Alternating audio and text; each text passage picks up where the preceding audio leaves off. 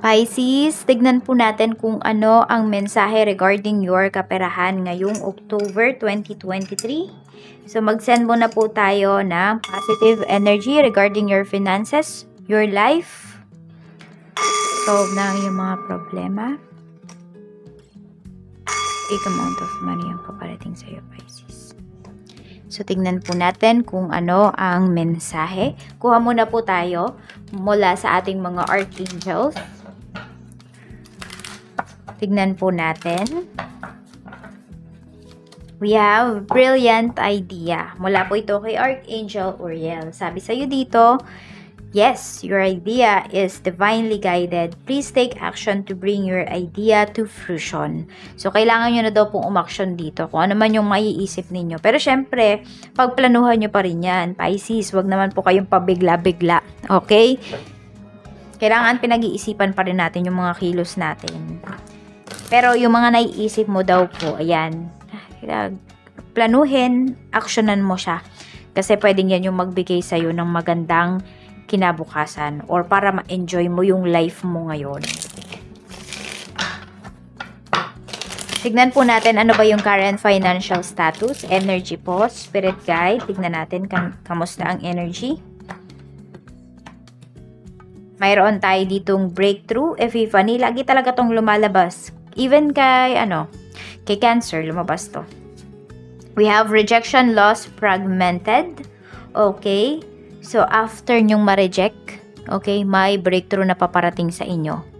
Kaya po, mag-iingat din kayo dito sa mga kilos ninyo. Sabihin natin kasi, diba, 1 kilos mo lang, 1 step mo lang, minsan, gumuguho lahat. So, medyo mag-iingat din po kayo dito regarding your finances kasi may loss tayo dito. So, Pisces, pwedeng madaming nawala sa inyo. Ayan, ha, ingat kayo, baka mawalan kayo dito ng mga valuable things ngayong month na to. So, tignan po natin, ano ba yung blockages? We have party. So, meron bang mahilig mag-party dito? Mayaya lamang ng mga kaibigan, lumalabas na kaagad. Yung tipong kahit meron kayong plans, ika-cancel ninyo para makipagkita sa mga kaibigan ninyo or kung niyayaya kayong mag-party, uminom, ganyan. Siguro more on mga kabataan yung ganito. So, ayun po. So, need nyo talaga is maging direct dun sa kaibigan nyo na maging direct kayo or tumanggi talaga kayo, Pisces, kung gusto nyo po na maging okay yung finances ninyo dito na medyo makapag-focus kayo talaga sa inyong pera. We have rejections, reflections. Ayan po. So, parang, oo, talaga, yun yung nakikita kasi nila. Hindi ba? Yun yung napaproject mo na gusto-gusto mo silang kasama. Pisces, kaya naman, matuto ka talagang tumanggi. Kasi, di ba, sabihin natin, kahit mabigat yung puso mo, di ko alam mga kaibigan mo yung nagiging blockages dito minsan. Or maybe, nandun na din na, ikaw din mismo, nabablock mo yung magandang flow ng finances mo kasi, parang yung hindi mo nadidisiplina yung sarili mo. For example nga ito, niyayaya ka ng mga kaibigan mo, kahit mabigat sa loob mo, sumama ka pa rin sa kanila. So, hindi nila isipin na masama yung loob mo. Hindi naman masama yung loob, kundi hindi nila iisipin na napipilitan ka lang. Kasi umuo ka sa kanila eh. 'Di ba? Minsan, hayaan mo na may magdamdam sa'yo ng ibang tao. Basta, magawa mo yung goals mo. Kasi, diba, di ka naman nila matutulungan. Yung mga kasamahan mo na to, or could be kasamahan to ng mga asawa mo, lagi siyang niyayaya, Oh, sasamahan ba siya pag nagka-problema na siya? Hindi. Hindi siya sasamahan. Samahan lang yan kasi nagkakasiyahan. Kaya piliin nyo din yung mga magiging kaibigan ninyo. Ayan. So, tignan natin yan. Marami dito mga kaibigan ninyo yung nagiging hadlang sa growth po ninyo. Sabi ko nga kasi, di ba, may choice din naman talaga tayo. Free will din naman natin yan. Pwede naman kayong tumanggi kung niyayaya po kayo lagi. Strength, we have confusion, illusions. Okay, so this is your strength.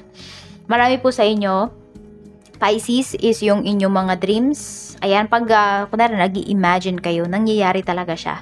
Okay, madalas po. Okay? So, namamanifest nyo ito into reality. So, yan po ay isa sa mga, and also your dreams. Ayan, isa yan sa mga strength mo. Kasi pwedeng bago pa mangyari yung isang bagay, napapaginipan mo na siya. So, napapaghandaan mo siya. Sabihin natin, ganun pa rin yung mangyayari, pero iba na yung epekto sa'yo. Nakikits nyo ba? Medyo magulo yung sinabi ko na yun, no? Pero ayun, parang napaghahandaan nyo kasi yung isang bagay. cycles, completion. So, ayan. Strength nyo to ngayong buwan kasi may tatapusin po kayo dito. Ayan po, kung may nagbibigay sa inyo dito ng confusion, may nagbibigay po sa inyo dito ng sakit ng ulo, could be tatapusin nyo na talaga yung connection mo with that person. Tignan po natin, or with those persons. Ano naman yung positibo na paparating sa iyong kaperahan? Ano po yung positibong paparating, Spirit Guide, for Pisces? Positibong paparating. Ano po itong positibong paparating? Positibong paparating for Pisces. Meron tayo ditong The Chariot. So, may pag-alis. May success po dito. Ayan. So, meron dito makakabili ng sasakyan. Pwede. Kung yan po yung target nyo, makapag-upgrade ng sasakyan. Tignan natin. Two of Pentacles. So, ipaprioritize nyo na talaga yata ito. Basta ayan, meron kayong bibitawan para ma-prioritize nyo isang bagay. We have the High Priestess. Yan, pag-aaralan nyo talaga tong mabuti. Pisces, okay, kung ano man yung mga magiging hakbang ninyo ngayong month na ito. So, success po yung kakahantungan yan. Kaya, pag-isipan nyo talagang mabuti kung ano ba yung gagawin ninyo. Kasi lahat po ito, or ano ba yung uunahin ninyo ngayong month. Kasi lahat po magiging successful talaga siya. Tignan natin, napakataas ng percentage. Ano ba yung mga negatibo naman na pwedeng dumating sa iyong kaperahan? We have strength. Okay, yung iba po talaga sa inyo, medyo mawawalan kayo dito ng kaibigan. May iiwas sa inyo. Parang, yung iba sa inyo, could be, it's either sila yung magtampo or magkatampuhan kayo dito ng mga kaibigan mo. Kasi ito po, pwede ka, sabi ko nga, ipaprioritize mo yung, ayan, kung ano man yung ipaprioritize mo, so mawawalan ka talaga ng time. Yan. Meron tayo ditong Page of Cups. So, ingat ka lang kasi pwedeng medyo maging lapitin ka naman dito ng mga mangungutang. Ayan po. Yan. So, tumanggi ka na lang talaga, Pisces. Parang, diba, kunwari may pupunta dyan sa inyo or magre-reach out sa'yo, kahit alam nila na may pera ka, tumanggi ka na lang. Kasi, ayan o, iniisip nila, successful ka na dito, iniisip nila na kahit di ka nila bayaran, okay lang, Page of Cups, hindi ka magagalit sa kanila, ganyan. Or kasi baka yung iba sa inyo, kayo yung tipo ng tao na hindi kayo naniningil, kaya lagi kayong nagiging lapitin dito. So, tignan po natin.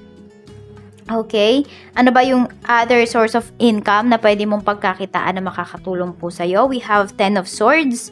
Okay, so nakikita ko dito is more on agent. Ayan, kung kaya nyo pong mag-agent ng mga yung lupa, ganyan. So, di ba may mga commission kayo na makukuha dyan? Try nyo. Or pwedeng ito, dahil sa sakyan to. Tatlo yung naano ko dito. Kung nagbebenta kayo ng sasakyan, pwedeng 3 sasakyan yung mabenta ninyo ngayong di ko alam kung ngayong month, ngayong October, no? Ayan po. Or more than that. Tapos, meron din ako nakikita kasi dito is, yun nga, mga properties. So, try nyo mangumission dito. Yan po. Ano pa? Tignan natin. Tapos, mga print. Yan, kung may printer kayo, ganyan, offer kayo. Tignan natin. Diba? Lalo na may mga nag-aaral ngayon. We have Page of Wands. Tutor, yun naman yung naano ko dito. And Page of Swords. Ayan, more on mga bata yung nakikita ko dito. So, ayan po, baka Pisces, yung iba sa inyo, malapit kayo sa mga bata. Or could be may teacher dito. So, pwede po na kayo ay mag-tutor, ganyan. Or could be online teacher. Or English teacher. Diba, yun, malalaki yung mga sahod nun. English teacher, ano pa, yun. Oo, basta yun, baka meron kayong a-applyan dito, yung iba po sa inyo. More on papel kasi yung nakikita ko.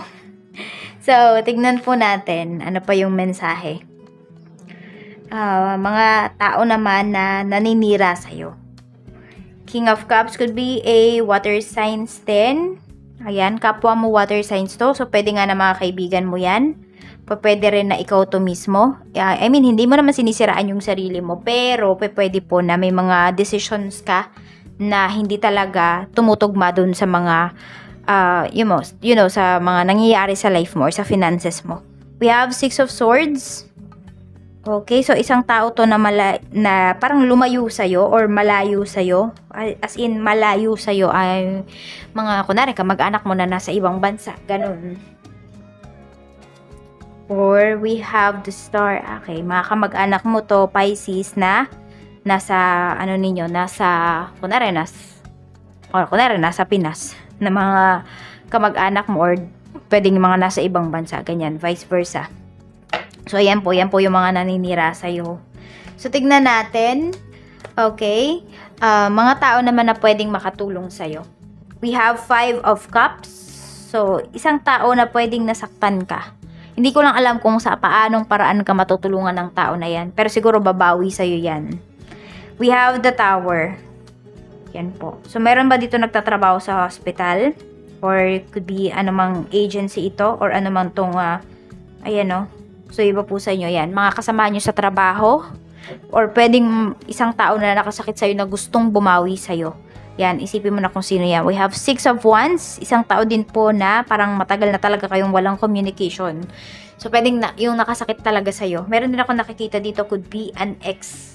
Na pwede siyang makatulong sa'yo. Basta parang kapag may favor ka na hiningi sa kanya, kung nagkakausap man kayo or baka magkausap kayo ngayong October, matutulungan ka niya. Basta meron siyang favor, basta may more on favor yung nakikita ko dito. Hindi ko lang alam kung siya ba yung hihingi ng favor or ikaw. Pero mas more on parang ikaw, Pisces. Ayan. I don't know. Tignan nyo na lang ngayong October. So, tignan po natin, okay, kung malalagpasan mo ba yung pinagdadaanan mo ngayon sa money if you have, diba? If you have some struggle pagdating sa money. Knight of Swords. Yan, yung mga naiisip mo talaga, yung ideas mo, medyo kakaiba talaga siya, Pisces, pero makakatulong po sa'yo. We have the Moon. So, may completion talaga tayo dito. Okay? Matatapos po siya, matatapos mo siya kasi gusto mo siyang tapusin. We have the Fool. Ayan o, ready na kayo to take risk. Ready na kayo for a new beginning. Kaya naman po, matatapos talaga yung mga pinagdaraanan nyo regarding money. So, masosolve nyo po yan. So, ito naman po yung ating wishing candle. So, green yung pinili ko para sa money po talaga ito. Money, luck, prosperity, wealth, lahat-lahat na. Ayan po, mag-wish na po kayo. 3 patak lang po yung hihintayin ko. Pero kung mahaba po or madami kayong wish, okay lang din po i-post nyo yung video natin na to. Tsaka i-play nyo na lang po kapag tapos na kayo mag-wish.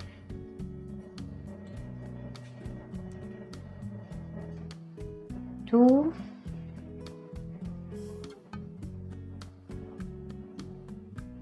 And 3. I-blow na po natin ng sabay-sabay. 1, 2, and maraming salamat sa iyo, Pisces.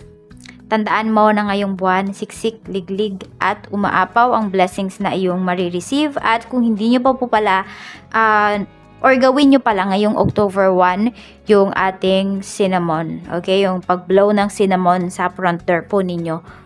Kung nagawa nyo po yun last month, September 1 din, okay po. At gawin nyo pa rin this month. Oo. So, ayan lang po. Maraming salamat. Ingat po kayo always.